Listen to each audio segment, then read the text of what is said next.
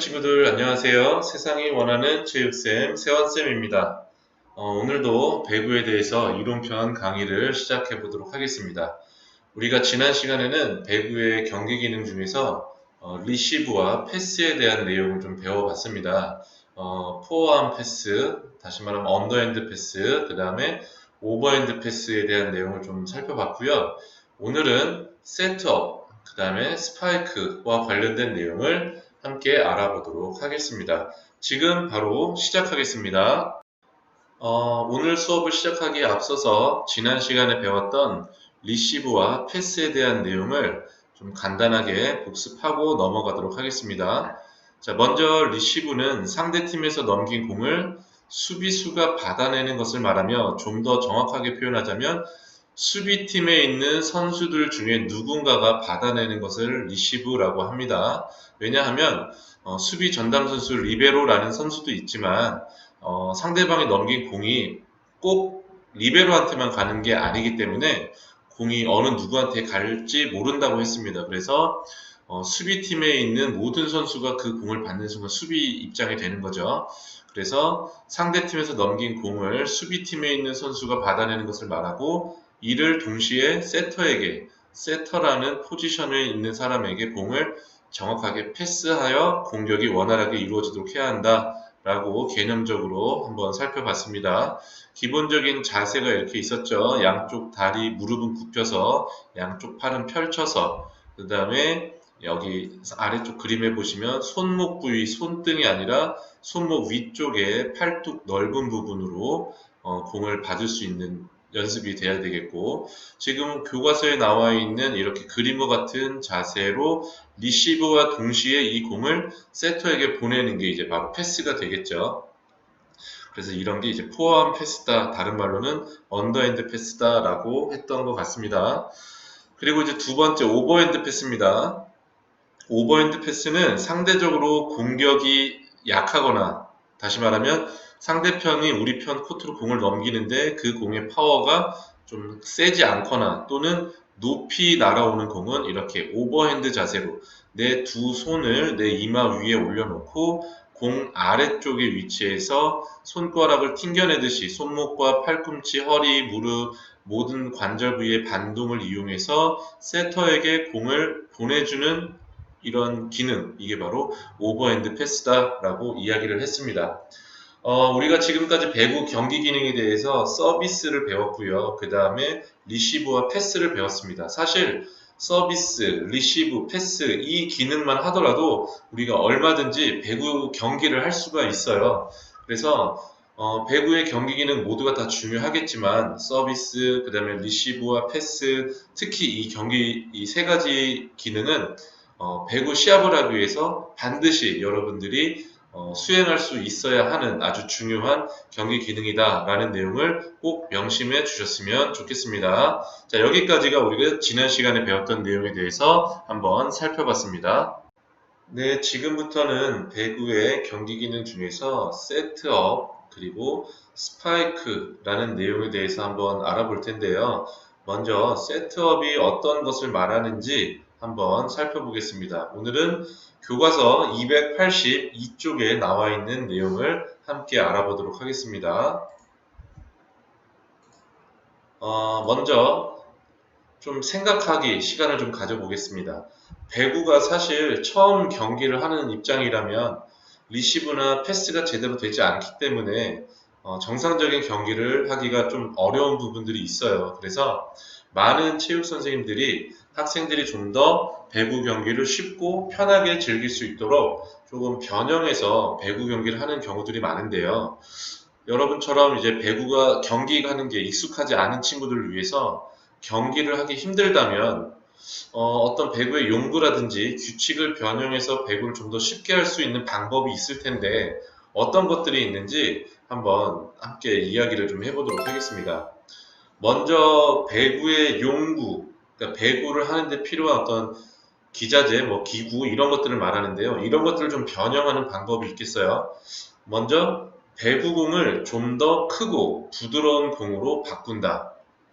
그리고 배구의 네트를 알맞게 낮춘다. 이런 것들이 있죠. 지금 우리 배구공은 여학생들이 언더핸드를 하기에는 좀 많이 아플 겁니다. 그래서 배구를 처음 하다 보면 이 팔뚝 안쪽에 실멍, 약하게 이렇게 멍이 드는 경우들이 많아요. 왜냐면 공이 강하게 오는 공을 자꾸 받다 보면 이 피부 쪽이 약해서 그런 실핏줄이 좀 터진다라고 이렇게 일반적으로 표현을 하는데, 그래서 좀 멍이 드는 경우들이 많고요. 그 다음에 공이 좀 작다 보니까 좀 컨트롤하기가 어려운 부분들이 있습니다. 그래서 배구공을 좀 더 크고 부드러운 공으로 바꾸면 일단 내 팔로 공을 받았을 때 가해지는 충격도 좀 줄일 수 있을 거고, 그 다음에 아무래도 공이 좀 크다 보면 내가 좀 컨트롤하기가 좀 편하긴 하겠죠. 그래서 우리가 변형된 경기 중에 빅 발리볼이라고 해서 농구공 한 두 개 정도 합쳐놓은 것만한 크기의 소프트 재질의 폼 재질의 스펀지 재질의 배구공이 있어요. 그런 빅발리볼이라는 경기도 있고요. 그 다음에 우리가 일반적으로 뭐 탱탱볼이라고 하는 말랑말랑한 공, 또는 피부 시합할 때 쓰는 그런 스펀지공, 폼볼, 이런 것들을 이용해서 배구 경기를 처음 시작할 때 활용해도 좋은 방법이 될 것 같습니다. 그 다음에 이제 규칙을 좀 바꾸는 것들도 방법이 되겠는데요. 원래는 배구 경기 할 때 코트에 공이 떨어지면 안 돼요. 우리 쪽 코트에 배구공이 떨어진다고 하면 우리 팀이 지게 되는 거예요.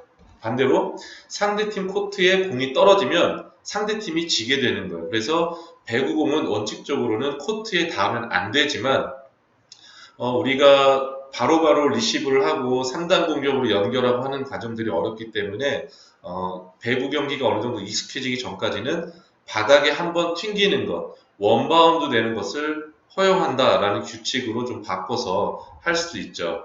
이때 패스가 코트 밖에 떨어져도 뭐 인정한다, 이런 것들은 뭐 얼마든지 각 학교마다 선생님들과 학생들이 약속하에 경기를 좀 그 규칙을 변형하면 될 것 같습니다. 그 다음에 이제 우리가 보통 배구는 기본적으로 3회 이내에 3번까지 상대편 코트로 공을 보내야 하는 게 기본 규칙이었습니다. 하지만 이게 좀 쉽지 않으니까 뭐 4번으로 좀 더 늘려준다든지, 아니면 뭐 여학생이 터치한 것은 횟수에 포함시키지 않는다든지라고, 이런 식으로 좀 경기 규칙을 변형해서 좀 더 쉽게 경기를 즐길 수 있도록 하는 방법도 있겠죠. 그 다음에 터치 횟수를 채우고 넘기도록 한다. 만약에 규칙을 우리는 반드시 3번은 터치해야 됩니다, 또는 4번은 터치해야 됩니다 라는 규칙을 세웠으면, 그 규칙을 지키고 나서 3번이면 3번, 4번이면 4번을 반드시 의무적으로 터치를 한 다음에 넘기는 규칙을 만들 수도 있겠죠.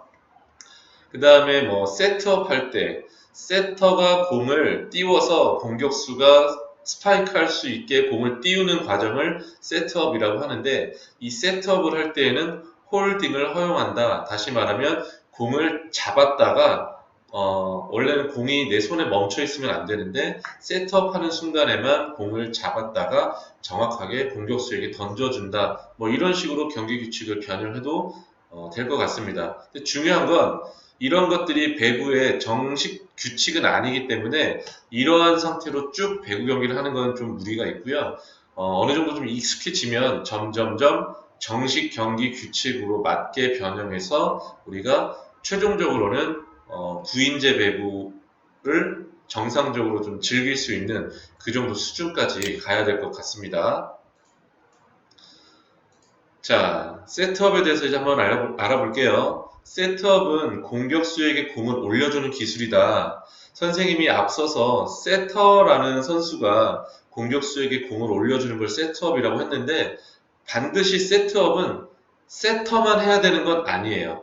세터 말고 다른 선수들도 공격수가 공을 때릴 수 있게, 3번째 공은 공격수가 때릴 수 있게 공을 보내주는 것 자체를 다 세트업이라고 합니다. 근데 대부분 상대팀이 우리 편으로 공을 넘기고 첫 번째 리시브는 수비가 하고, 리시브된 공을 두 번째 터치는 대부분 세터라는 선수들이 해요. 그래서 세터가 보다 세트업 하는데 특화된 훈련을 많이 하고 있기 때문에 이왕이면 두 번째 볼 터치는 세터라는 그 선수가 하는 게 좋죠. 그러면 마지막 세 번째 볼 터치는 공격수가 스파이크를 한다든지 이런 식으로 3단 공격이 이렇게 전개가 되겠습니다. 계속 볼게요. 쉽게 득점하기 위해서는 상대편의 블로커가 예측하기 어렵고 공격수가 공격하기 좋도록 세트업해야 한다. 세트업은 주로 세터가 하며 일반적으로 오버핸드 패스 기술을 많이 사용한다 라고 나와 있습니다. 선생님이 방금도 말했지만 세트업은 주로 세터가 하는 거지 반드시 세터만 해야 하는 것은 아니다 라고 했습니다. 그 다음에 일반적으로 이렇게 그림에서 보는 것처럼 오버핸드 패스 기술을 해서 오픈 공격 또는 뭐 속공 뭐 이런 식의 어떤 공격 패턴을 만들어 가는 거죠. 자, 지금 왼쪽에 있는 사진은 좀 어려운 기술이에요. 백토스인데요. 뒤쪽 공격수에게 세트업 하는 경우입니다. 세터가 여기 있고, 세터의 왼쪽에 공격수가 있을 때, 앞으로 주는 척 하다가 뒤로 세트업을 해주는 거죠.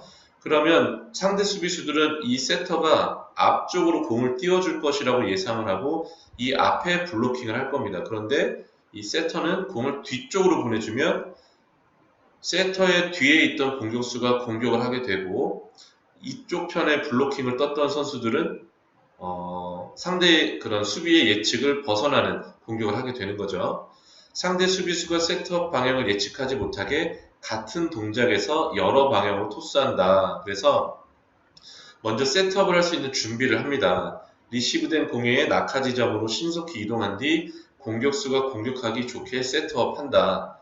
그래서 이 사진은 세터가 마주보고 있는 세터 앞쪽에 있는 공격수에게 볼을 띄워주는 경우고요. 이 사진은 세터 뒤쪽에 있는 선수에게 백으로 토스를 해주는 경우입니다. 사실 이런 장면들은 이따가 선생님이 강의 후에 관련된 영상 자료를 함께 보여드리도록 하겠습니다. 그러면 좀 더 이해가 될 것 같습니다. 그래서 이 세터는 좀 정확하게 공을 셋업할 수 있는 기술이 필요해요. 그래서 내가 만약에 어떤 지금 가운데 있는 선수가 내가 이 지점으로 공을 보내고 싶다. 그러면 10번 연습해서 10번 다 똑같은 지점으로 공을 보낼 수 있는 연습을 해야 합니다. 그리고 실제로 세터가 공격하기 전에 우리 팀 선수에게 손가락으로 뭐 사인을 보내요. 이번에는 뭐 왼쪽 손가락을 이렇게 가리키면 왼쪽에 있는 공격수 너한테 공 줄 테니까 준비하고 있어라. 또는 오른쪽 방향을 가리키면 오른쪽에 있는 공격수 너에게 이번에 공을 띄워줄 테니 준비하고 있어라. 마치 야구에서 투수와 포수가 어떤 공을 던질지 사인을 주고받는 것처럼 세터도 우리 편한테 코트가 넘어오기 전에 이번에는 어떤 공격을 할 거고 누구한테 공을 줄 거야 라는 사인을 미리 줍니다. 그래서 세터랑 공격수들이 이렇게 약속된 플레이를 하는 연습도 많이 해야 된다라는 내용을 함께 말씀드리겠습니다. 그 다음에 이제 스파이크입니다. 스파이크는 배구 경기에서 가장 박진감 넘치고 파워풀한 공격 기능인데요. 셋업된 공을 세터에 의해서 셋업된 공을 공격수가 힘껏 점프해서 가장 높은 위치에서 공을 때려서 공격하는 기술입니다. 배구는 대부분 빠르고 강력한 스파이크로 상대팀 빈 공간에 공을 보내서 득점을 합니다. 배구 경기에서의 주된 득점은 이렇게 스파이크 공격에 의해서 나오고요. 스파이크의 종류에는 오픈 스파이크와 속공 스파이크가 있다라고 되어 있고요. 이 속공도 뭐 A 속공, B 속공, C 속공 뭐 이런 식으로 나뉘는데 일단 우리 교과서에서는 크게 오픈 스파이크와 속공 스파이크 두 가지로 나눈다라고 나와 있습니다. 공격수는 먼저 이렇게 스파이크를 하기 위한 예비 동작들이 있는데요. 이런 것들도 좀 연습을 좀 해야 되고 가장 중요한 건 공중에 있는 공을 내가 점프를 해서 거리를 맞춰서 팔로 정확하게 뻗어서 이렇게 타구할 수 있는 이렇게 이 타이밍, 그 다음에 거리 감각 이런 것들을 좀 충분히 익히도록 연습을 해야 아주 효과적이고 강력한 스파이크를 할 수가 있습니다. 좀 단계별로 살펴보겠습니다. 세터의 세트업을 보면서 힘차게 도움 닫기를 하고 높게 세트업된 공은 여유를 가지고 스텝을 밟아서 공격한다. 공이 높이 떠 있으면 급하게 들어갈 필요가 없죠. 공이 높이 떠 있으면 그 공을 보고 여유를 가지고 원 스텝, 투 스텝, 하나, 둘, 점프 뭐 이런 식으로 리듬을 맞춰서 스파이크 연습을 하면 되겠고요. 오른손으로 스파이크를 하는 경우에는 오른발이 하나, 왼발이 둘이 돼서 점프 스텝을 밟고 양팔을 뒤로 쭉 뻗었다가 앞으로 끌어올리면서 가장 높은 지점에 있는 공을 때려서 이렇게 스파이크를 하는 이 동작이 바로 스파이크 기능이 되겠습니다. 사실 스파이크를 하지 않더라도 우리는 배구 경기를 할 수 있습니다. 하지만 좀 더 파워풀하고 그 다음에 확률이 높은 득점을 하기 위해서 스파이크를 구사할 수 있으면 상당히 좋은데요. 일단 스파이크는 우리가 지금 당장 급하게 배워야 될 기능은 아니기 때문에 학교에 나와서 우리가 서비스, 리시브, 패스, 그 다음에 토스, 셋업 이런 것들에 대해서 충분히 좀 연습을 한 다음에 스파이크도 한번 찬찬히 알아보도록 하겠습니다. 이제는 스파이크와 관련된 연속 동작을 한번 그림 자료로 볼게요. 자, 이렇게 점프. 지금 아까 교과서 설명이 좀 잘못된 것 같아요. 지금 보면 왼발에 하나 스텝이 되고 오른발이 둘 스텝이 돼서 하나, 둘, 왼발이 하나, 오른발이 둘 하면서 수직 점프를 뛰어야 됩니다. 그래서 이렇게 공중에 있는 공을 맞출 수 있는 연습을 해야 되는데, 자세한 연습은 선생님의 이제 시범 설명과 함께 우리가 학교에서 직접 연습할 때 함께 배워보도록 하겠습니다. 자, 스파이크와 관련된 과학적 원리를 한번 좀 살펴볼 텐데요. 이런 공식이 있네요. 회전력은 힘 곱하기 회전 반경이다라는 공식이 있어요. 지금 여기 이렇게 제일 아래에 빨간색 점이 있는데 이게 어깨 관절 중심축을 의미합니다. 그리고 위에 있는 점은 팔꿈치 관절, 그 위에 점은 손목 관절인데요. 지금 회전 방향이 이렇게 하늘색 화살표 방향으로 이렇게 팔이 회전이 되는데 스파이크는 똑같은 힘이라면 회전 반경이 클수록 더 큰 힘을 공에 실을 수 있다라는 내용입니다. 무슨 말이냐면 내가 만약에 100의 힘을 가지고 똑같이 스윙을 할 때라면 이왕이면 공을 맞는 위치는 회전 중심에서부터 공에 맞는 위치가 멀면 멀수록 회전되는 반경이 크면 클수록 공에 가해지는 힘이 더 강하다라는 내용입니다. 지금 여기 손목이라고 적혀 있는 이 그림에서 공을 맞췄을 때 하고 이 뒤쪽 선생님 지금 화살표 커서로 가리키고 있는 이 그림 동작에서 공을 맞췄을 때 하고 회전 반경이 차이가 있죠. 지금 이 그림의 회전 반경이 좀 더 크죠. 그래서 이 위치에서 맞았을 때 공에 실리는 파워가 더 강하다라고 하는 겁니다. 그래서 서브를 할 때 오버핸드 서브를 한다거나 아니면 스파이크 공격을 한다거나 할 때 선생님이 이런 말을 많이 할 거예요. 팔 쭉 펴라. 그리고 가장 높은 곳에서 공을 맞춰라 라는 말을 많이 할 겁니다. 그래서 이게 스파이크와 관련된 과학적 원리구나. 똑같은 힘이라면 어깨축을 중심으로 해서 회전 반경이 크면 클수록 더 큰 회전 모멘트가 생성이 돼서 회전에 관련된 움직임이 생성이 돼서 더 큰 힘으로 공을 타격할 수 있구나라는 내용을 여러분들이 알고 계시면 되겠습니다. 자, 오늘은 배구에서 이제 세트업과 스파이크라는 경기 기능 요소에 대해서 한번 알아봤습니다. 지금 뭐 이론편 강의에서는 여러분들이 개념적인 내용 요소만 머릿속에 좀 이렇게 알고 있으면 될 것 같고요. 실제로 우리가 체육관에서 수업을 할 때 찬찬히 하나둘씩 알아보도록 하겠습니다. 자, 그럼 오늘 수업은 여기서 마치도록 하겠습니다. 감사합니다.